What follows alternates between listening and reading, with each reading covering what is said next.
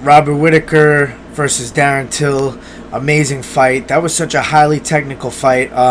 Couple things that I noticed. Darren Till with his hand movement, he kind of moves his hands like this, but he has a tell sometimes when he's going to throw a big strike. He kind of almost hops like forward. He skips forward into his left straight left hand. So that's one thing that he kind of does over and over. It seems to be some kind of a habit of his that is like a telltale of like he's going to throw that big left hand.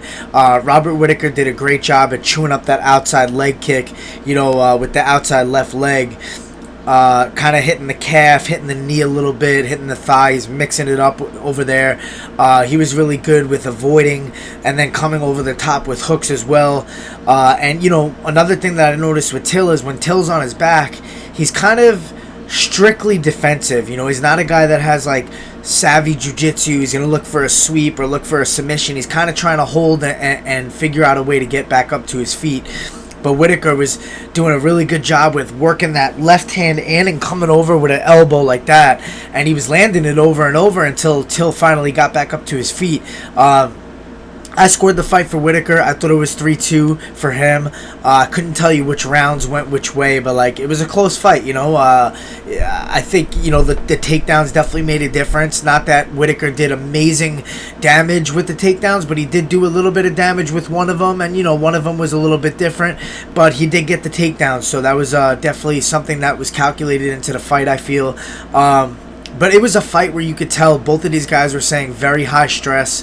They were dealing with a lot of feints, a lot of waiting, a lot of seeing what the other guy was going to do, and a lot of tricks, a lot of movement and stuff like that. And it was kind of hard to tell where things were coming from, when things were going to happen, when the trigger was going to be pulled from each guy.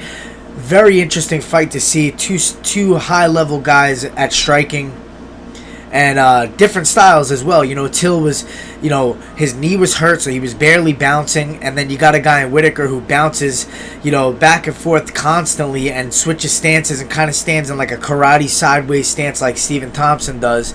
And I think that kind of was throwing Till off a little bit. It made it a little bit harder for him to land his shots and find his range and stuff like that. But it was an amazing fight. I don't know what you do next with Whittaker. We're going to see if Paulo Costa fights Adesanya and see how things play out there. You got Jared Cannonier in the works. I don't know if he's getting lined up with somebody. But yeah.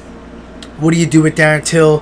What do you do with Whittaker? You guys tell me. I don't really know. I'm trying to figure out what I would do. Maybe you do a Darren Till versus Jared Cannonier. Maybe you let Whittaker sit out a little bit for the winner of Adesanya and Costa. Maybe you do Till versus Romero. That's a sick fight. I'm not really quite sure. Let me know what you guys think in the comments below. Give me a thumbs up. Subscribe to my channel. I really appreciate it. Boom, baby.